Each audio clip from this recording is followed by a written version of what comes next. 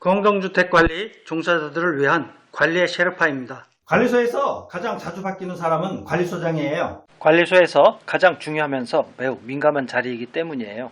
전국적으로 통계를 내보면 관리소장 1인 평균 근속기간은 1년이 훨씬 안 될 거예요. 왜 자주 바뀌는지 생각해 볼 텐데 그 원인으로 능력 부족이란 지극히 당연한 것은 논하지 않을게요. 그만두게 되는 이유는 크게 자의와 타의 두 가지가 있는데, 자의는 스트레스와 개인 발전 두 가지로 나뉘고 타의는 원청과 관리회사 두 가지로 나뉘어요. 이 중 가장 큰 비중을 차지하는 것은 원청에 의한 퇴직이에요.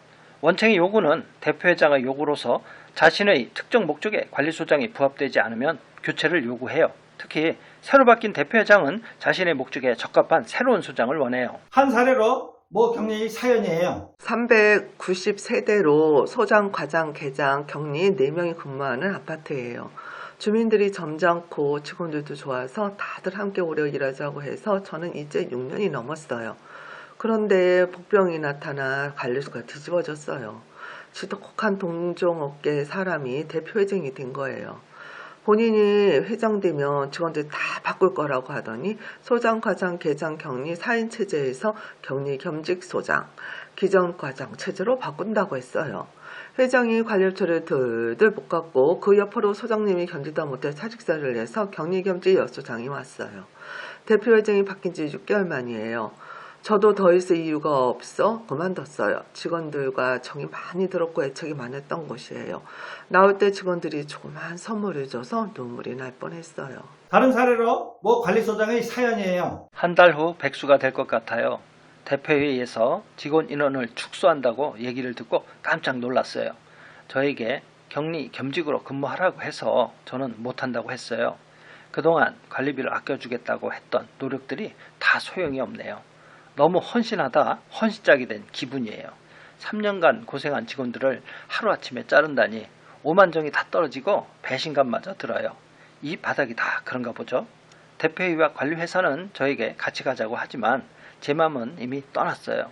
처음 겁없이 시작하여 3년간 정말 열심히 했는데 정든 직원들과 일벌하려니 마음이 아파요. 장기 근속에 따른 관리 안정화가 하루아침에 붕괴되는 양상을 알아보죠. 입대위가 물갈이 됐는데 새 지평부가 직원급여가 인근에 비해 많이 높다는 걸 알게 돼요.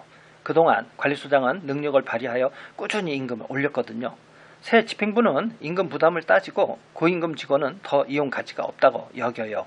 겉으로는 관리소장을 칭찬하지만 과거 공로는 그냥 당연한 거예요. 소장은 새 집행부에 딱히 보여줄 게 없어요. 관리비 절감할 만한 것은 이미 다 했거든요. 장기 근속하다 보니 오히려 요령만 들고 매너리즘에 빠져 있어 더 놔둬봐야 도움이 안 된다고 생각해요. 그래서 직원 임금 삭감에 들어가요.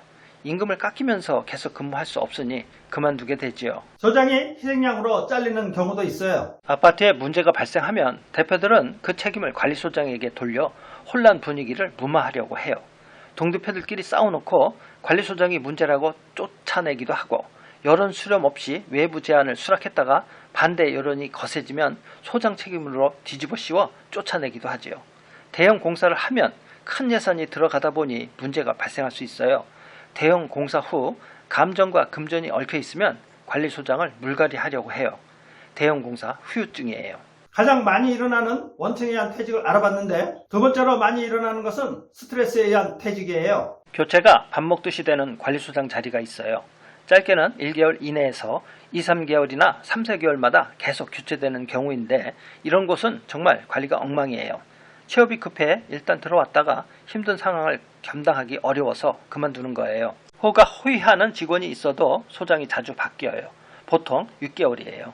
직원이 소장 머리 위에서 놀려고 하니까 소장이 못 참고 그만두는 거예요. 교체 원인 세 번째로 관리회사에 의한 교체를 알아볼게요. 관리회사에 의한 교체는 두 가지가 있어요. 첫째, 소장이 관리회사에 조금이라도 불리할 것 같으면 소장을 교체해요. 제 동영상 관리소장 퇴직 흥정이 이에 해당해요. 관리회사는 의도적으로 저에게 이것저것 트집을 잡으며 무언의 퇴출 압력을 넣었어요. 그러면서 한 달 전 계약 종료 통보를 하더라고요. 그래서 저는 이직을 알아보고 먼저 사직서를 냈어요. 둘째, 관리회사 이윤을 챙기기 위한 교체예요. 입주 건물에 관리소장을 높은 급여로 뽑았다가 1년이 되기 전에 급여 낮은 소장으로 교체하는 거예요. 퇴직금과 급여를 줄여 이윤을 확보하려고요. 제 동영상 관리소장 퇴직 흥정 2가 이에 해당해요.